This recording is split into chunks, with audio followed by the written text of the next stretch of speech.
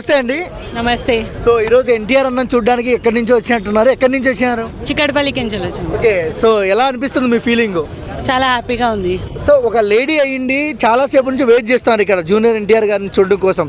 So ఎలా అనిపిస్తుంది feel? ఆయన మీద ఎందుకు మీకు ఇంత అభిమానం? తెలీదు, చిన్నప్పటి నుంచి ఇష్టం తను. సో ఆపర్చునిటీ వచ్చింది, చూడడానికి వచ్చాము. మా పిల్లల్ని తీసుకొని వచ్చా. అలాగే ఫ్యామిలీ వచ్చారా? అవును. ఓకే, పాసులు దొరికినారా అండి? దొరికాయి. ఓకే, ఓవరాల్గా ఎన్టీఆర్ని చాలా రోజుల తర్వాత చూడబోతున్నారు, ఎలా అనిపిస్తుంది?